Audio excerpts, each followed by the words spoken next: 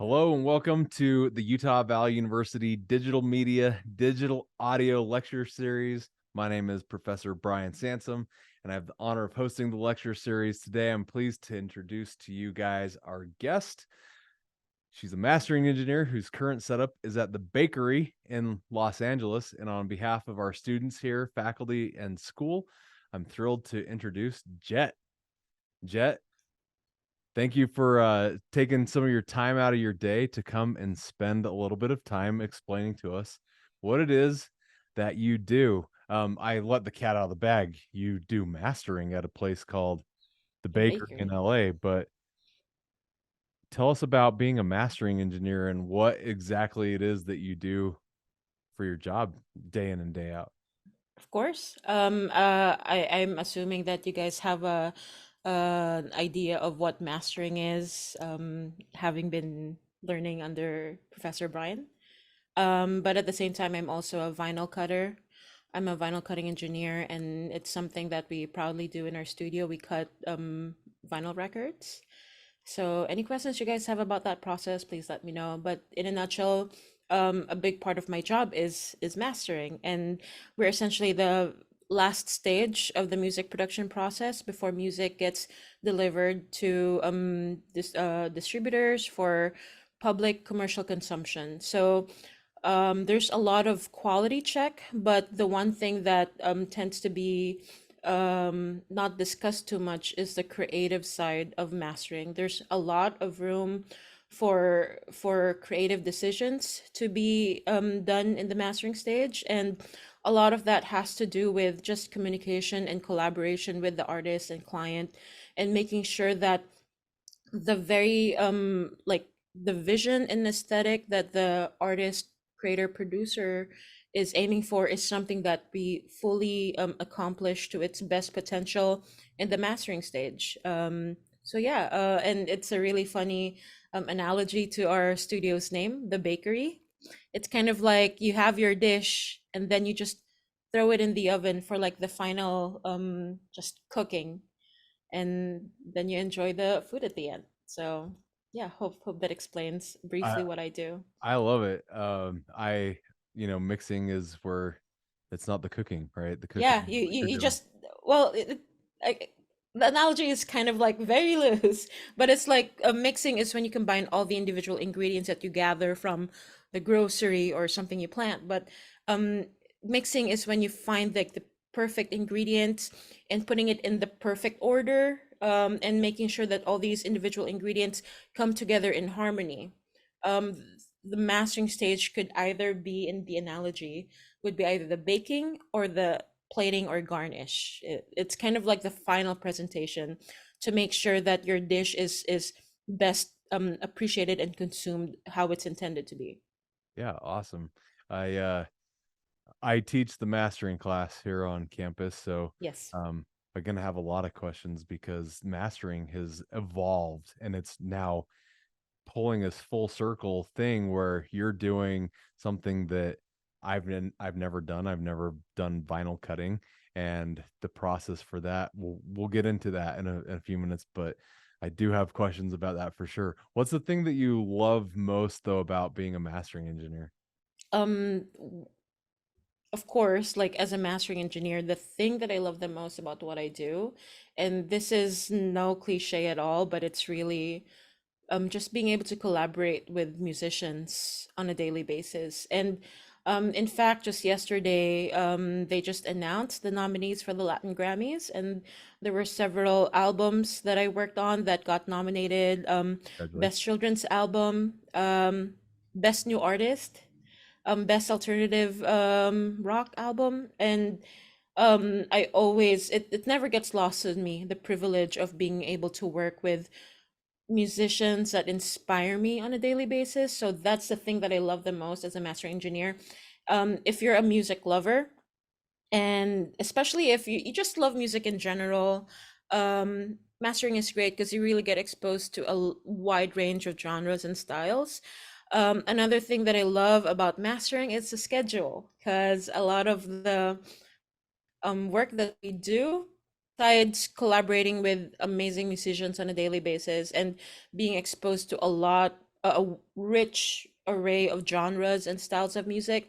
Um, the schedule, it's easier to manage my schedule as a mastering engineer because um, it's very um, common for us to do our music remotely or unattended. So the clients tend to be from all over the world, and we get to decide.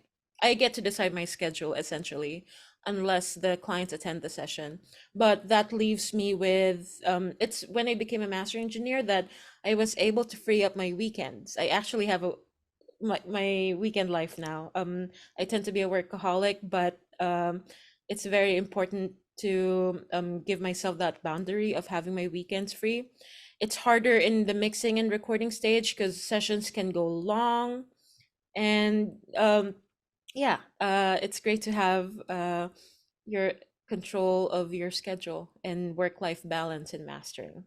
Yeah, that's something I've talked to my students about a lot this year is if you can't handle the chaos of not having a set schedule all the time and you need to have a set schedule, then find something that is more conducive to that path. And it sounds like what you're saying is that mastering might be a good route for them to take a look into.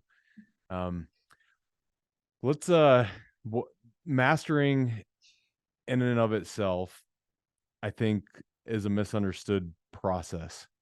I think a I lot of agree. people have this like mindset of like, oh, it's this these wizards sit in this room by themselves and they make everything sound right.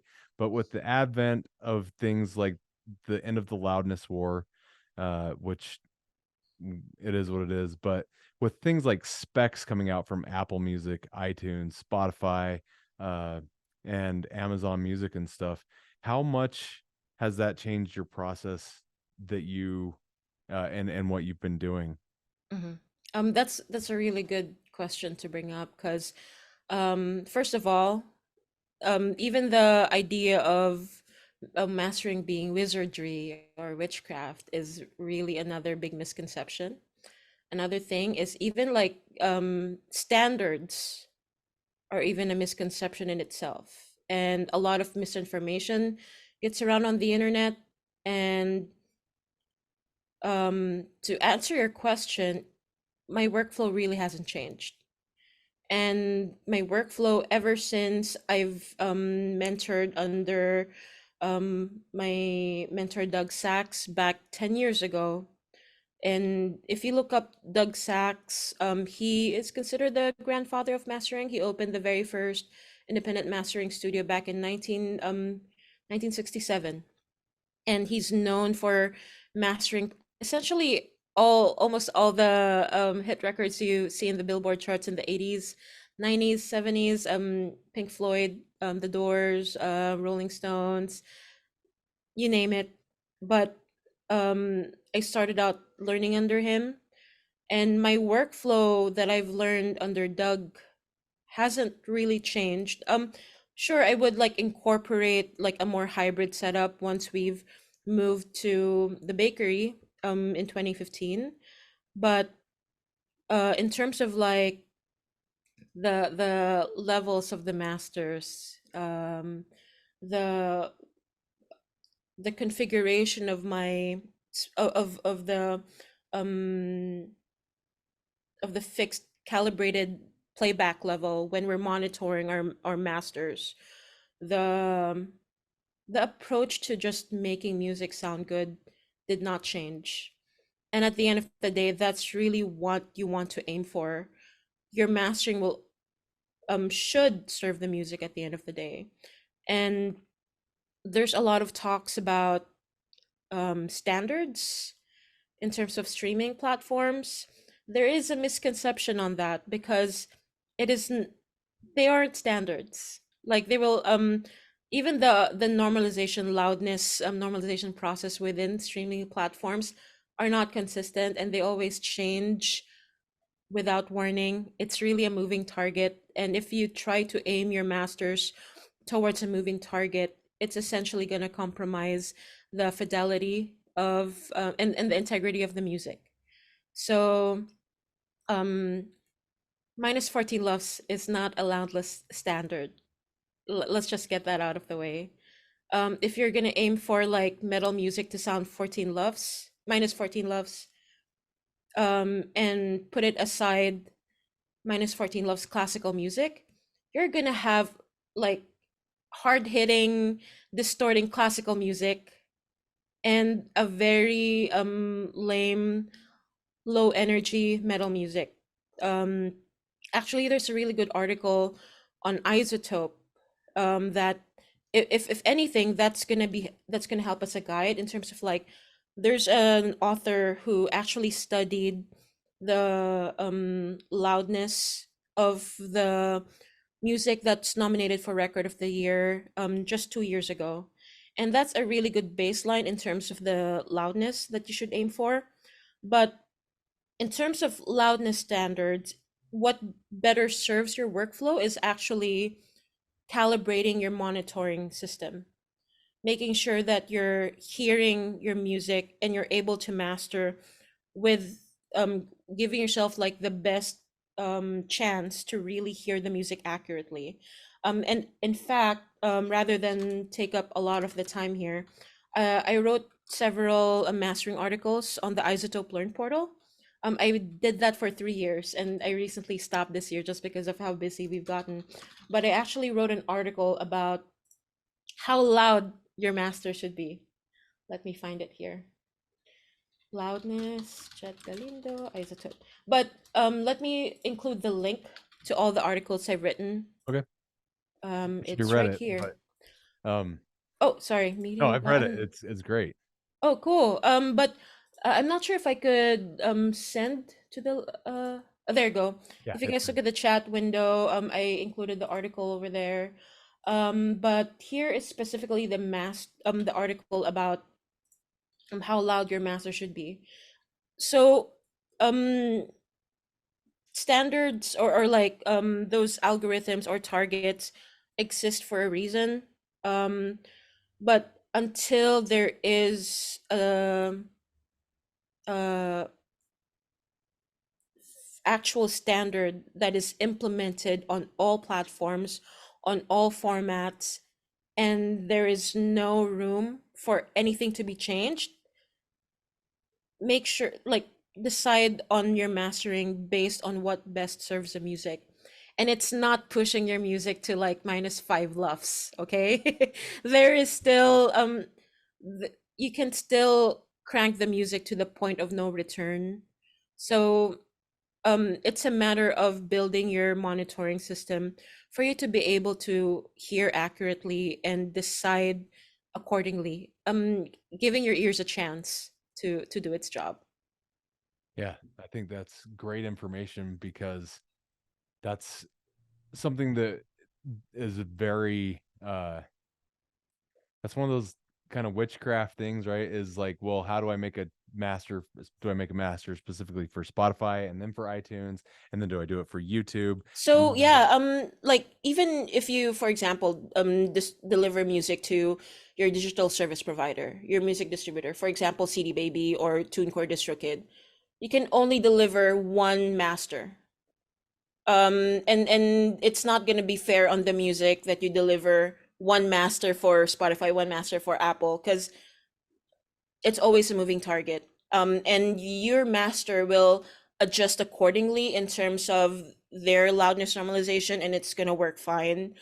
In fact, anytime, and please take this with a grain of salt. Anytime I check in with the rest of my full time mastering engineer colleagues all over the industry, it's crazy how we do not rely on loves. I always like what matters more to us is the SPL by which our speakers are calibrated. So we're hearing accordingly. So we're hearing accurately, and our ears get to hear what we're mastering and the things that we're changing. Um, of course, um, I say that you should take this with a grain of salt because we have spent years fine tuning our studio to have monitoring environment that's as accurate as possible.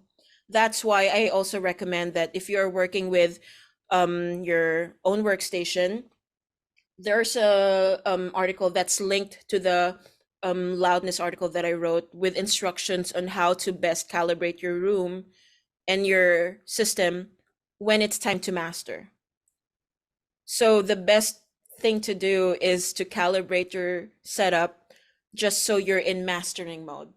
Yeah. And training your ears to be in mastering mode. And there are several instructions, just guidelines like taking a break, making sure that you're calibrating around 70 to 75 dB SPL in terms of like the loudness, like playing back like a white noise and measuring it with like a loudness measurement. Even in your phone, it doesn't have to be perfect, but just aim for like 70 to 75 dB SPL.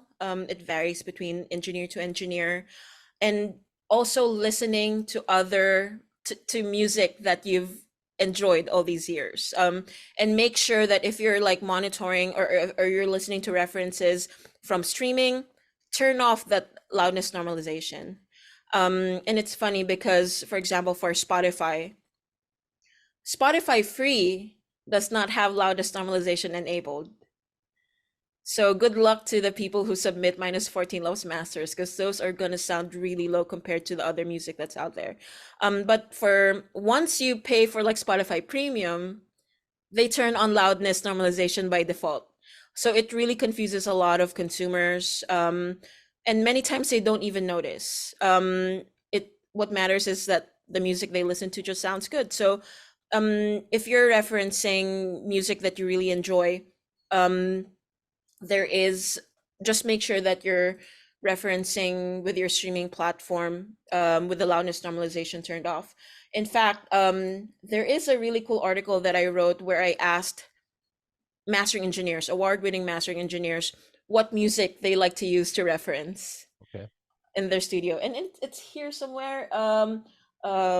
Great sounding masters, isotope, mastering engineer. Sorry, there's a lot, but I just would love to share And we're happy to their take answers. a look at them because it definitely helps out everything that we're doing.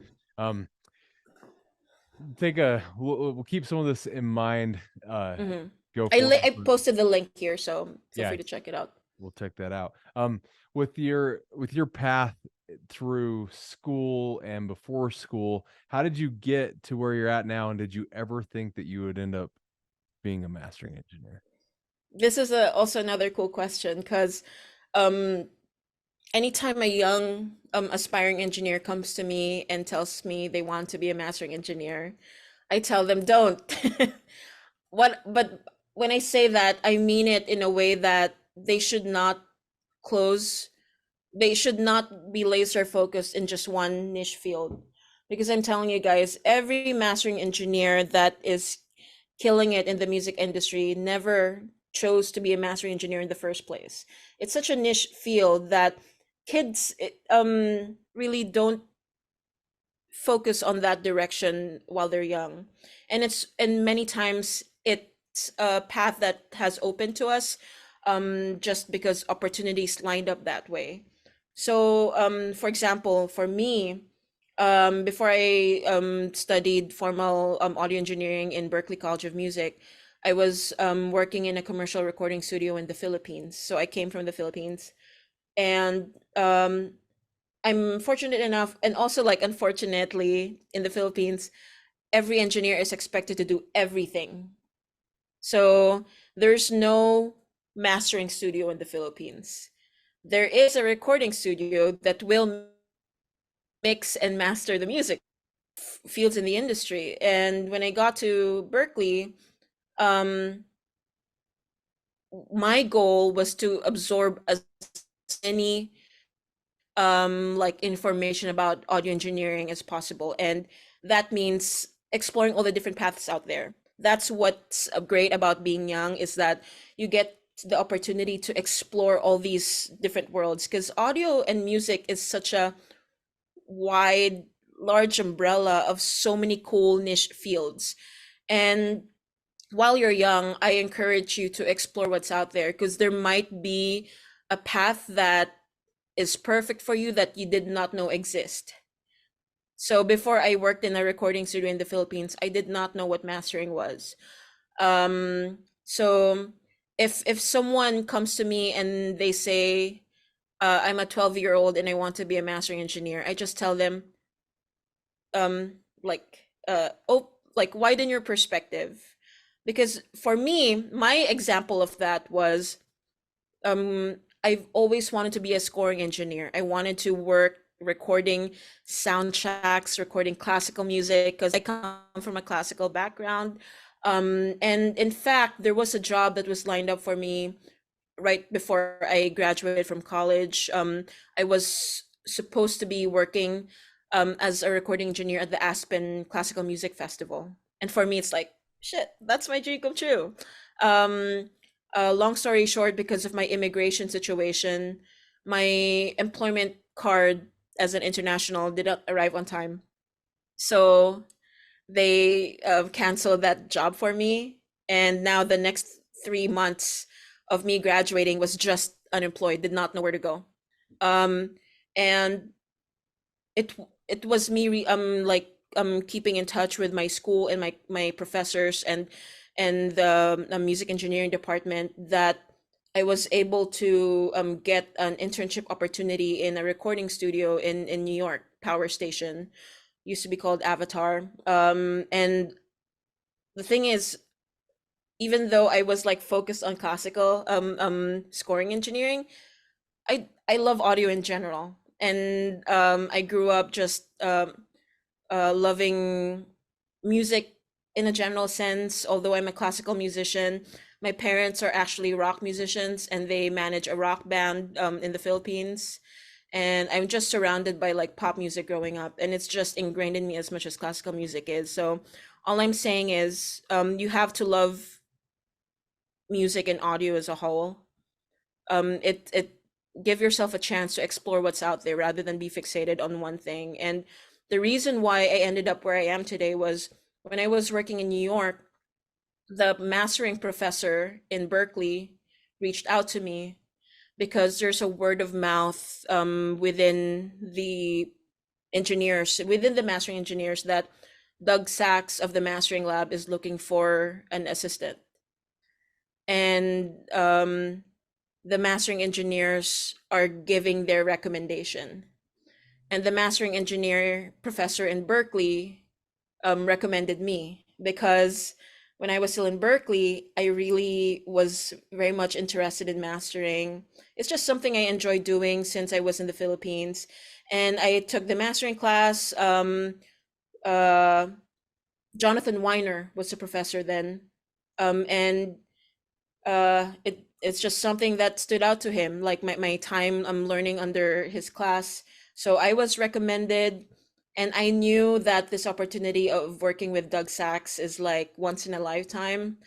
And when I got hired, I left New York to work with Doug, and the rest is history. It's like, when I took on this opportunity, I just knew that this is going to be my path, and this is the time to decide that this will be my path forward to be a full-time mastering engineer, and I haven't looked back since. And there was the added bonus of learning how to cut vinyl records.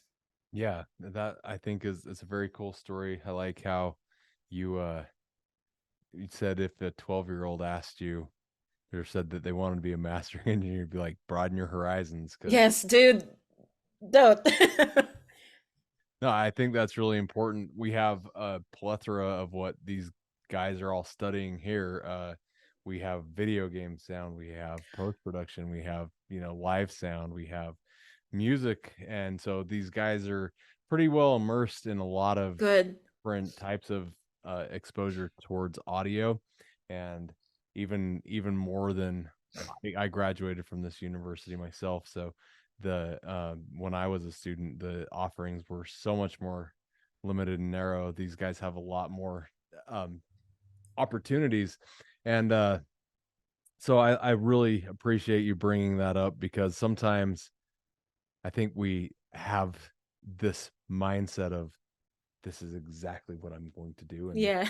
get there. And it then it does you a life disservice and to then life hits you laser on focus. the head, right? Says, nope, you're doing something else. So And the thing is, it's like, um you'd be surprised how versatile audio is. Like you could be excelling in like post production and realize that like whatever you've learned in school can adapt to so many fields.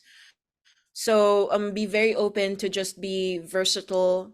And there will be those rare moments where someone is very dead set on a very specific niche path and they somehow end up getting it, and great for them. um but don't close off the doors by not allowing yourself to explore what's out there, because you'd be surprised by how many opportunities are out there that you wouldn't realize even exists, like audio forensics. And I'm sure there's like even just focusing on music for TikTok, for example. TikTok as like a format is just exploding, and even labels still don't understand it so much. And like all the opportunities that come with like the technologies of AI. And like for example right now, you guys I'm sure have heard immersive audio, Atmos, Sony 360. um Take advantage of you guys being in school to really hone in on those skills, because I'm telling you, it's still wild west here in the music industry. A lot of pros are still figuring it out, and because they're busy with because we are all busy with our jobs, we don't have the opportunity to focus on learning these new skill sets. So you guys are in the perfect position to acquire all these new skill sets, and you guys are going to be indispensable in the music industry. And yeah, it the world is changing fast, and you guys are in you have the edge of learning all these new skills more than me. Yep. Yep. It's I heavily rely on my students' help when it comes to the like with the immersive audio stuff. Yeah, we're getting I, old.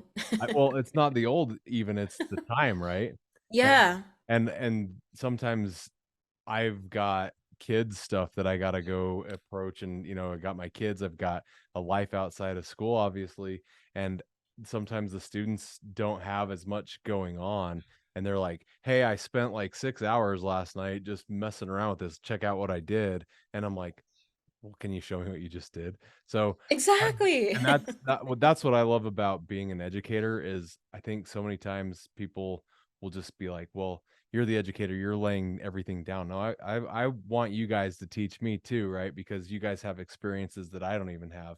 And that's why I'm really glad that we can expose students to people who, like you, have found a path and you're at a place in your career where you can share some of these things with us. Um, as you obviously, Doug Sax was your mentor, but are there any other people who you would look at as a influence on you and your career coming up, and who might they be? I like again, it's like cheesy and cliche, but I really mean it so much when I say that like my peers are like I look up to many of them. Darcy Proper, she's an immersive mastering engineer who has won like 4 Grammys: Best Engineered Album, Best Immersive Sound. Darcy Proper is just someone that I've always looked up to. Her world is very niche. It's like classical immersive, and it's just she's the authority. So if you guys want to explore more about immersive, look up Darcy Proper. Like and uh Sound Girls. I I bring this up because like a lot of the women mastering engineers are like for me they're like rock stars to me. Like Heba Kadri in New York, who not only masters but also mixes for Bjork. Emily Lazar, who does a lot of just pop records mastering. She I think mostly does STEM mastering. M Mancini, he's trans, recently transitioned at the peak of his career, and look him up. M Mancini essentially masters a lot of like the modern um John Batiste, uh, Childish Gambino, like a lot of like the great records out there. They really inspire me to just keep going and love the craft. Like for me in mastering, you tend to be too there's a tendency to like just stay in your caves and just work and work and work. But it's always energizing to me to be in moments where I get to reconnect with my peers in the industry. And yeah, like being part of Sound Girls, Women in Vinyl. And the funny thing is, it does say Sound Girls are Women in Vinyl, but they're very much there's a lot of like male members as well, and they're just very generous of like their knowledge. So if you guys look up Sound Girls and Women in Vinyl, there's a lot of resource. In fact, Women in Vinyl has a podcast where they go through all the 101 of the vinyl production process, and they're like really good resources. So for me, it's like I look up to all these people who just show their love for the field and continue to like share it with everyone. So Yeah, well, that's you've named some things that definitely this class right now just happens to be all male. Um, it's it's normal. one of those, yeah, it's normal, right? We recognize that for anybody else who, when we release this later, if you're watching, there's not just males in this field. Um, just this class happens to be all male, and that's just what's worked out for this class right now. We've had some very successful women come through this program, uh, and I like the fact that 15 years ago ish, like when I went to my first AES, you go to the mastering engineer panel, it was all bald white dudes like myself, right? But they were old bald white dudes. So, um, but now as these panels have progressed over the past 15 years that I've been going to AES, it's we're starting to see people like yourself who are also coming in. So the old boys club is a we're watching it fall apart, and it never was, I think, supposed to be that way. I just think that's just what happened. Um, and I like that you were able to point out so many people who have There's a inspired. lot. And in fact, like just with more women being in this field, I think it also like opens up a lot more job opportunities. That's just uh, I have to say that like I've always been grateful of like people who's supported me and just kept lifting me up through this journey. So yeah, it's great to see educators like you who advocate for that, and I'm sure you all of you guys will kick butt when you graduate. Yeah, we got some rock stars in this group for sure. What are some of the coolest gigs, or the like maybe coolest projects or gigs that you've been able to work on or work for? Or, So it's always tough when I get asked that question, because with mastering we work on a lot of stuff and it's kind of like hard to remember. Just a few. For example, it's always a highlight for us when an artist attends a mastering session, because mastering goes by very quickly. So it's not often that we get artists to come by the studio and be part of the process. But for us, when Barbra Streisand attended our mastering session, it was kind of surreal. When I was preparing the studio for her arrival, we had to set up a TV. I reached out to the AV department of Sony, and they were like they didn't believe me when I said that we're preparing the session for Barbra Streisand. But when Barbra Streisand came in, it's like, oh shit. Well, that was pretty awesome. She's very much the diva that she is known to be in both in the good ways and bad ways. Like she was so distracted by the fact that the TV like tint was like different from the iPad. It's a mastering session, lady. So that took some time to make sure that she's like in a place where she doesn't get distracted by that. But for her to be there was such an honor. Another example of a session where like the artist attended the session, Green Day. I'm not sure if the kids know Green Day, but yeah. So they were the great thing about Green Day was they were there for the whole session. It's a full day session, and all three of them were there. And while my colleague was mastering the main room, I was like prepping the vinyl records and cutting 145 RPM, like 7-inch disc for one single at a time. And I taught them how to cut their own record, and they even did a Instagram video of them saying, "We're here at the bakery and this is how you cut vinyl." So that was like super cool. And another thing that really made me respect Green Day was by the end of the mastering session, we asked the artist if they have a sequence. And surprisingly enough, many clients, even if it's an album, tend to not realize that they need to have the music in order. And just a quick PSA, if you're gonna work with a mastering engineer and it's an album, have the track listing, album order sequence in mind, because it really affects the mastering session. It just optimizes the session having the sequence beforehand. However, for Green Day, Billy Joe Armstrong just told us, "Okay, you guys ready?" And then he just, off the top of his head, I think those were like 18 songs. He knew exactly from beginning all the way to the end, just out from memory. That's how you know that artists care about the music process. Another example was me getting a WhatsApp message asking if I could master Elvis Costello. So I'm just saying, especially nowadays, keep all channels open. You'd be surprised by where the next big gig comes in. And a lot of my gigs come in through social media, but WhatsApp for Elvis Costello was really surreal. It was actually the producer who didn't tell me who the artist was yet, but asked me to do a shootout. And anytime a client tells you that it's a shootout, or it's like um, a last minute like rush project, and they don't tell you the artist deliberately, it's just brace yourself that it's going to be a cool one.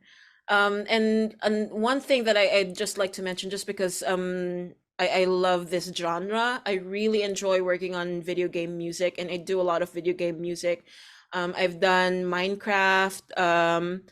I'm mastering the upcoming Avatar video game soundtrack. But the thing that really hyped me up recently was doing the soundtrack for, I'm not sure if you guys know it, but the Evo 2023 video game tournament. So all like they really care. They put a lot of thought and care to the music for every tournament. Tekken, well, I'm only thinking of Tekken, but there's a lot of games there.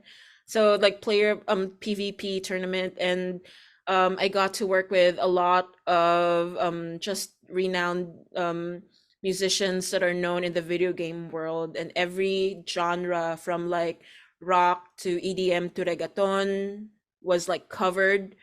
So yeah, to be working with like multiple artists with different engineers, different producers, and compiling them all into one record, and just getting so much passion and excitement from everyone, that always hypes me up as a mastering engineer. So yeah, those are some examples of cool projects I worked on. That's awesome. And on the flip side of that, what are some things that you've learned along the way that maybe our students could avoid? And John, we'll get you a question here in a few minutes. Okay, so definitely, and I know Brian already brought this up earlier, but my advice would be, even though it's always like a good advice as a young engineer to say yes to everything, um practice setting boundaries. Like, and this was definitely tested for me like probably a year or two ago. There was a client, it wasn't my original client, but I had to step in at the last minute. And the client, who I have no idea how their temperament is, came into this session just smelling like reeking of weed. But no judgment on the weed. It's just like, I would rather like you're focused on the session when you're in, and I mean edibles are great, but yeah, probably better to like be fully present when you're in the session. But anyway, it was really bizarre because he started asking me to change the panning to change the volume of like one instrument, mixing notes. And while I was mastering, he was like walking in front between me and the speaker, so I couldn't like really properly hear. But when I told him that these are mixed notes and not mastering notes, he kind of like felt insulted that I'm like telling him these things, but to the point that he threatened me with a gun. Yeah, well, he didn't have a gun, but he said that he's kind of like implying that um like that I better not like piss him off because he might just shoot. Like, yeah. But anyway, I should have, I'm just saying that people like clients like that are not worth it. Set boundaries, make sure that if you're not comfortable, especially as a woman, like I have to be more mindful of sessions where like your life could be in danger, and this is like a very exaggerated situation, but all I'm saying is um a yes will not be worth it all the time. The more that you get better and like the more that you progress in your career path, um from saying yes all the time, it's more about training yourself to be better with the quality of your yeses and learning how to say no eventually, because the more you progress in your career, there's going to be a lot more opportunities thrown at you, and you are doing everyone a disservice by saying yes to everything and compromising the quality of your work. So it's a matter of like learning to choose what project will serve you and the client best, and learning how to say no on those that would be better off not being loaded at your plate. So boundaries.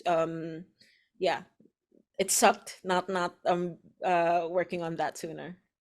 Yeah, I understand how boundaries are such a necessity in the audio world, because there are projects that get thrown at us sometimes that people are just like, hey, can you do this? And you're like, oh yeah, sure. But then it ends up being one that takes way more time or effort or energy than it's worth. So I And just to add to that, Brian, too, when I said that one of the best things about mastering is our schedule, it's also one of the worst things, because mastering tends to be the last stage of the production process, right? And many of the clients tend to deliver things and they ask for deadline yesterday. So you are gonna be pressed for time very often in mastering. And because the mastering goes by pretty quickly, you're also juggling multiple projects at the same time. So learning to set boundaries, you will have to practice that very often when you're in the world of mastering. yeah, thank you for that. Let's see, we're almost to our last couple questions before we turn over to students, and we already got hands up, so that's a good thing. Where do you see yourself in the next couple of years with your progression in this career? That's a good question. I think my goal ideally is that I keep doing what I'm doing. And it's very reassuring to me to see, for me, like example, when you look at like the list of nominees every year for the Grammys, a lot of people pay more attention to the young people who win or get nominated for Grammys at such a young age. For me, the people that really like hype me up and inspire me are those that still kick butt at their jobs, even though they're like 50 years in. For me, it's like it gives me hope that I'll keep doing what I'm doing. And it's always tricky because the music industry evolves at a rapid pace. Technology is taking over at a rapid pace. There's all this debate about AI taking over. And also, this is also another misconception. AI mastering is not mastering. So we can go over that in a second. But um, for me, it just, my goal is to just keep doing what I love, and who knows where it will take me. But at the same time, it's also normal to have career pivots. And if it ever comes to a point where I have to change careers, like, it's something that I have to be prepared for too. But even for you guys, it's normal to have career changes even 30 years into your industry. So yeah, I just have to like be prepared if like that curveball gets thrown at me. But yeah, I see myself doing this forever. I hope. That's awesome. So before we jump to the student questions, my quick question for you is, how much difference of a process do you have to do between a digital master and cutting for vinyl? That's a good question. I always say good question, but they are all good questions, Ryan. Thanks. Um, I actually wrote another article, and that's one of the articles that I'm very proud of. How to prepare your master for vinyl. Vinyl mastering isotope. I'll leave this here too. We got a lot of So reading. yeah, no, but if there's anything that I recommend you guys read, just for like very specific knowledge that you probably did not have access to before, this one for vinyl is great because I even included listening examples of before and after, because there are several things that you have to keep in mind if you know that the music you're mastering is going to be delivered for vinyl, because the vinyl format, it's an old format and there's really not much that has changed about the format over the decades. So it's a matter of taking this music that has been created with modern day technology, modern day gear, synth, like electronic, and making sure that it fits and translates well in an old format. And one of the simple things that you have to take into account, number one, is sibilance or high frequency energy. Like the S's. S's is like the biggest, it's our biggest enemy in vinyl. And like hard hitting cymbals. Anytime you know that your music is going to vinyl, just keep that in mind. But I always, every vinyl cutter will tell you, do not compromise your musical integrity just because, oh, I know that this is gonna be on vinyl, so I'm gonna like go hard on the de-essing. I'm gonna like do a shelf attenuation at the highest. No, it's best left to the vinyl cutter, the vinyl engineer, to do what best serves the music for the format. But it's just something to keep in mind, because sometimes there's like a tendency to like overhype the sibilance for no reason. Another thing that because it's a problem, the stylus for your turntables can't physically recreate or pick up the very short sound waves that are needed to recreate the high frequency with the transduction from grooves to needle to wave. And if there's like really high sibilance on your music, it just ends up sounding like distortion on your vinyl record. And there's a listening example on the article of that. And another thing that you have to be careful of is the low frequency out of phase effects on your music. This is going to be very tricky for electronic music, but how vinyl cutting works is that the center of the music is cut by a vertical movement from the stylus, from the cutting stylus, and the stereo information on your music is cut by lateral movements. So it's like the cutting stylus actually like works in lateral and vertical movements. And if there's like a very intense low frequency out of phase like spatial effect that goes on, what happens is the movement of the vertical cutting of the grooves becomes so severe that the cutting needle will end up like rising too high, that the groove will end up becoming thin to the point that your playback stylus will jump. So those severe low frequency phase effects can cause needles to skip on your turntable. So there are times when a lazy vinyl cutter will just throw in a mono filter at 500 hertz, but that doesn't serve the music. Our cutting studio, we're able to accommodate like even low frequency effects at around 20 hertz. It really varies between cutting house to cutting house, but if you're the musician, just keep in mind to be mindful of those effects. For me, it was really tricky when I mastered and cut the vinyl record for like a video game called No Straight Roads, where the story is essentially a battle between the rock kingdom and the electronic kingdom. So it's a combination of like rock music and electronic music. And putting it into a vinyl record was very tricky, but we made it work. So yeah, an example of needle skipping because of like low frequency stereo effects is also in the article. So many things. But I highly recommend you guys check out the article. It's very new information. I'll incorporate those into my mastering course in the springtime. Yes, yes.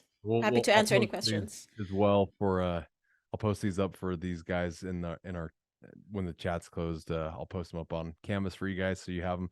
I'll also link them on YouTube for those who might be watching this asynchronously, so that they can check those out as well. Let's turn time over to the students, and John, he had his hand up for a while. He's ready to get his question heard, so let's turn that over to you for a minute, John. Thanks, Brian, and thank you, Jett, for talking with us today.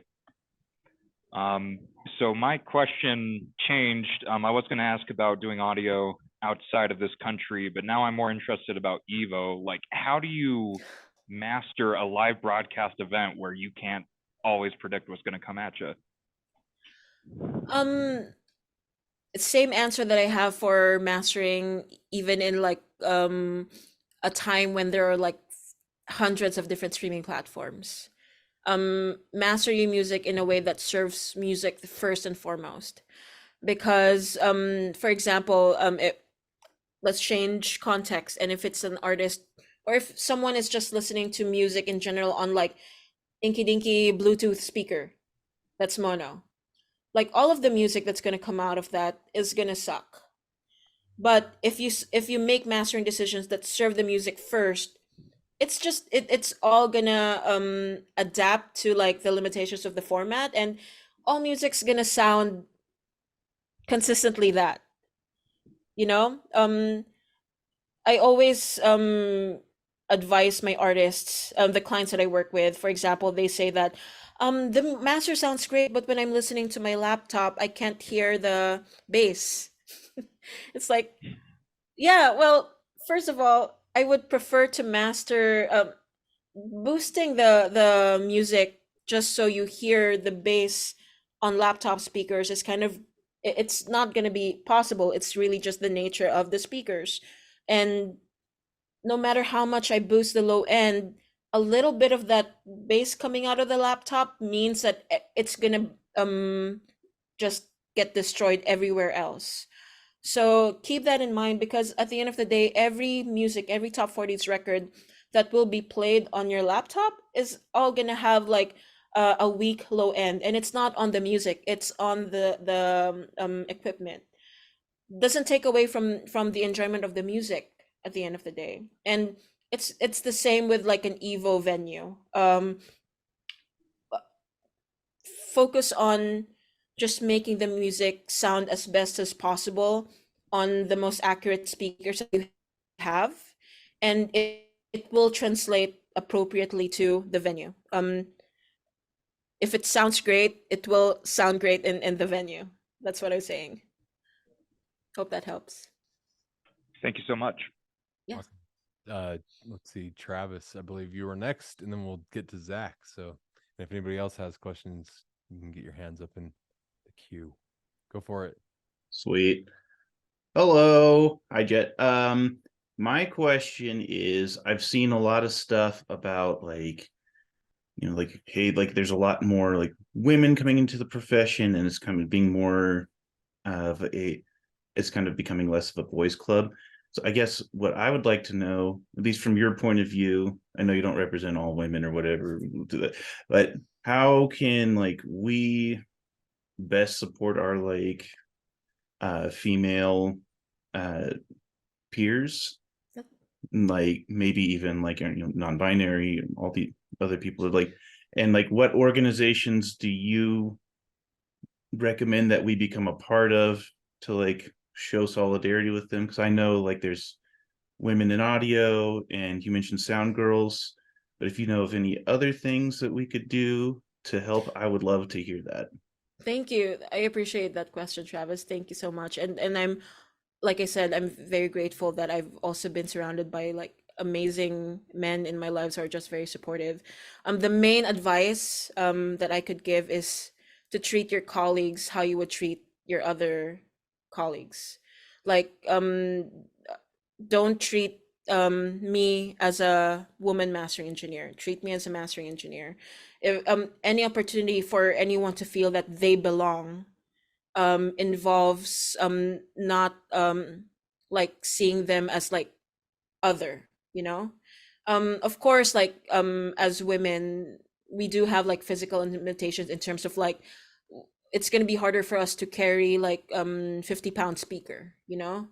And that's just the reality of it. Even women are acknowledging that even that realistically is going to be a challenge, but um everyone has their own limits, and it's a matter of just working with your colleagues accordingly. Like Sound Girls is a great community because it's not just limited to women.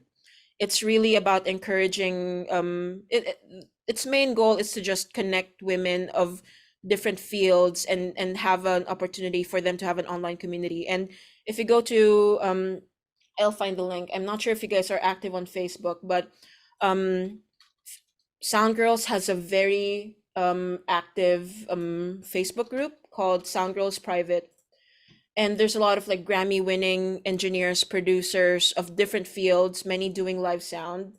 And it's not just women, men are there too, and it's really just a lot of people go there for advice on audio. And what I find is that women-led communities tend to be less gatekeepy, you know.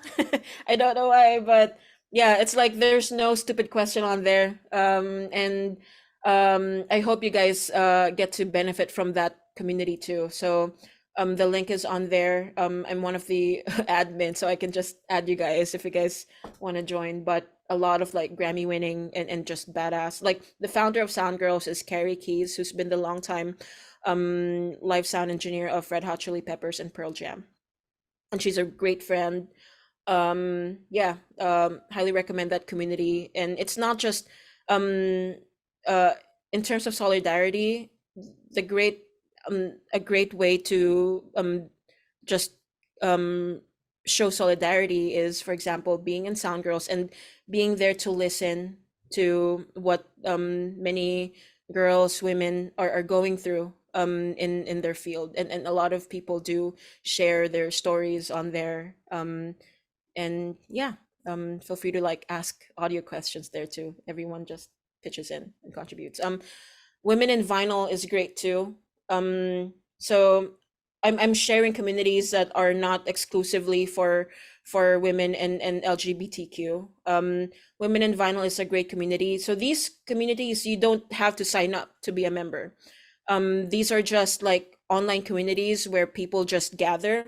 And Women in Vinyl is great because they share so much information about the vinyl record industry.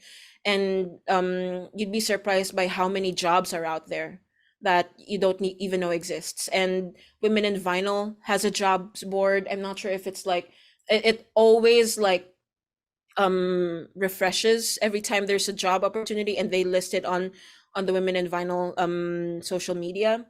But yeah, it's just being here to listen and treating us as your colleagues, not as like, oh, she's a girl so she's different. We're here because we're all in this together. So thank you for asking that. Thank you for answering. All right, Zach, go ahead. All right, so my question is having to do with what you were saying earlier when you said AI mastering is not mastering. I just wanted to hear more about that, because it sounds like you have something in mind when you said that you may have wanted to say, but it wasn't Yeah. relevant in the moment. I I'm would glad. love to hear you talk more about that. Thanks for asking. So, I always get asked when the opportunity comes if I'm worried about AI mastering, or what it's branded as AI mastering. And I always say, and this is very this is what I honestly feel, is that I am personally not threatened. In fact, I get more work because of AI mastering. And especially, just a really easy example is my country, the Philippines. So there's no independent mastering facility in the Philippines, and everyone's expected to do everything on their own.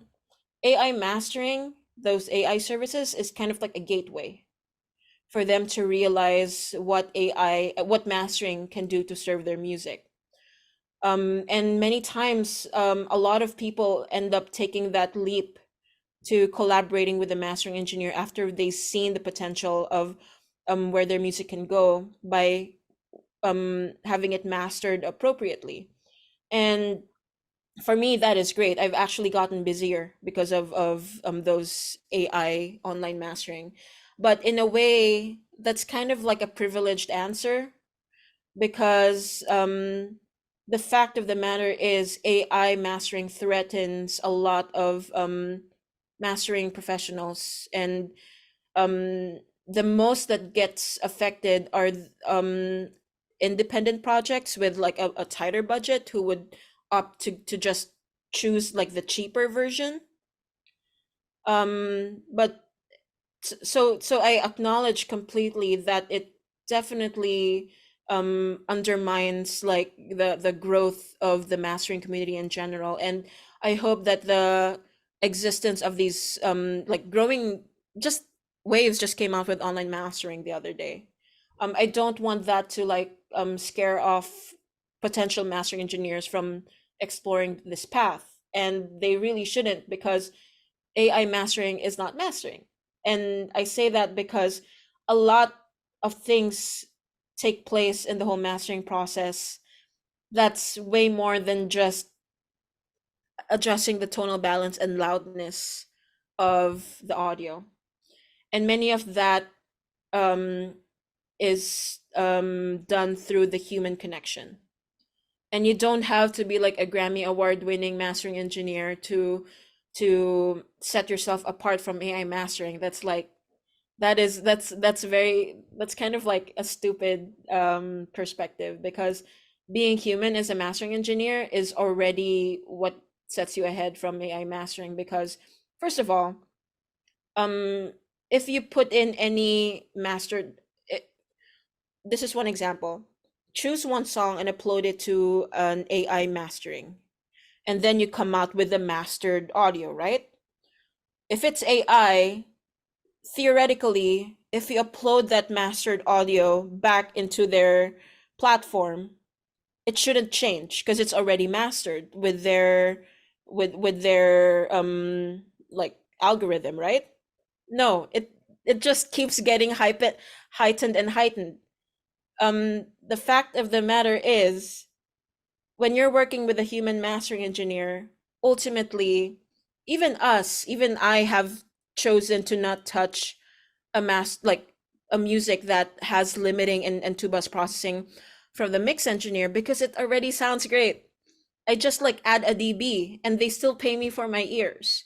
AI mastering, AI does not have that nuance and like thought to analyze music that way. It's not just analysis, it's really feel. One person, like one colleague of mine, really worded it perfectly. They said AI has not encountered heartbreak. Like it's so interesting if you put it that way, because there's so much nuance to the human touch that I know that AI is evolving at a rapid pace, but the fact that we're human, imperfections and flaws are what makes us great. And there are many times that you break rules in mastering. I break rules all the time. And that's what takes the music to its like best sound. and you cannot train AI to break rules. And even like just the basic decision making process of realizing that, hey, this master is out of phase, or this master seems to like drop an like few milliseconds of audio somewhere. Hey, this music has a lot of like vocal noise. There's like AI will not flag those for the artist. There's a lot of collaboration that happens, a lot of nuance that AI is just stereo bus processing. Mastering is having your music be passed on to an engineer with its own set of ears that can make decisions accordingly to what the artist wants. Part of that is the human connection and collaboration. So I hope that like briefly explains my point, and I encourage aspiring mastering engineers to keep exploring this path. That was That's really awesome. Thank you so much. like when one of the services I won't mention came out in the mastering class. We always have a big final project.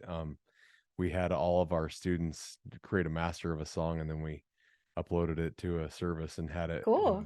And we did a blind shootout. So I was the only one that knew whose was what, and we went all the students against the AI. Every student voted another student above the AI. So That's great. You see, and that's the great thing about being in school, because it's like us professionals don't have time to like learn these things. So that's a really good exercise. yeah, it was fun, and it was also enlightening, I think, for everybody, because they're like, oh well, we're not gonna have a job in a couple of years. And I like you said, I think your job's safe, because there's so many times that people are getting something back that they're like, Yeah, and AI won't listen to the artist. The artist will have a very specific I have an artist recently ask if I could um enhance the sound of because it's a French song. And like AI won't go that route of just going deep into the song. awesome. John, you got another question? Fire away. Thanks. So most of us have grown up in the United States our whole lives. Is there anything that we might take for granted that isn't the case when working in like the Philippines? Like That's anything great. with like That's a good- power or connectors or protocols or whatever? Oh, I thought you were like talking about like what opportunities are out there outside of the US. But um me personally, in terms of like specs, in terms of like technical stuff, definitely the power in terms of like 120 volts versus 240. Like many countries in Asia, like I come from a country where it's like 240 volts. So if you're like gonna be bringing your gear internationally, make sure to research the those things. That's a really good question, especially if you're going to be traveling internationally. Don't risk like damaging your gear, like bringing a 120 volt speaker to South Korea, Philippines. Yeah, like be careful. We've had it's a very common problem in the Philippines where we like buy gear from here in the States, and then it just ends up blowing up because we plug it into a 240 volt outlet. But just to expand more on that question, there's a lot of jobs that are not just limited to here in the States. So there's a lot of job opportunities for like international, for example, like cruise. There's a lot of like there's a steady demand for live sound engineers, and I always see job openings for like international cruise ships looking for live sound engineers. There's like a very vibrant music industry in South Korea, and they keep hiring engineers from here in the States. Japan is also like Japan is going to be tough because like you have to speak their language, but even in Europe, they have like their own just ecosystem for music there. So keep an open mind, and that's the great thing about the internet. There's a lot of resources for job opportunities. One thing that I like to recommend, and I recommended this on the panel that I met Brian Sampson at, Hey Audio Student, if you guys aren't part of that yet, on Facebook. The moderator of Hey Audio Student just nonstop posts job openings for mostly entry level gigs. Yeah, that's So John Crivet. John Crivet is great. Hey Audio Student on Facebook or on Instagram. If you guys don't follow that, that's a great one. Yep. And also the Sound Girls page, they list a lot of like job openings there too. So I see a lot of cruises as well. I'm surprised. Like, right? yeah, it's like always like, you guys want to go, just like you're fresh out of college, you don't have like a lot of stuff going on, you don't need to pay rent. You just Exactly. Food, you get to travel. So and I'm sure there's a big demand for cruise ships as a live sound engineer, because it's a commitment. It's a long-term commitment, and not a lot of like more like older engineers have the luxury of being away on a cruise ship for so long. Yeah, you get a couple months out at sea, you come back for a couple It's weeks, fun. and then you go back out at sea again. So you guys have any other questions? If not, we'll say thank you to Jett for joining us. We'll hopefully have you back again in my mastering class, but there's more conversation that we can definitely build off of this. This is, I'm hoping, just a basic introduction for all of my students, and getting to know you, getting to know your career, and hopefully we can, like I said, see fruits grow forward from this. You're speaking in October in Louisiana. Do you want to tell us about that really quick? Oh, I'm really excited about this. So the the New Orleans Music Conference. It's my first time going to New Orleans. I don't know if I'm pronouncing it correctly. New Orleans. But yeah, you guys should check it out. It's a music conference. It's very much focused on the music process itself rather than like the engineering side. So, but it covers pretty much the great umbrella of the music industry. So me, my good friend Jacqueline Sanchez and Tatiana Ferrer we're all going to be in this panel. And Jacqueline Sanchez, who Brian also knows, is a Grammy-winning engineer for John Batiste. We had her on. Her, I'm a huge fan of my friends who are just killing it, and Tatiana's an amazing artist manager and violinist herself, and we're gonna be talking about just our journey of navigating this industry. And yeah, there's a lot of other. It's gonna be like around October 24 through 27, I think.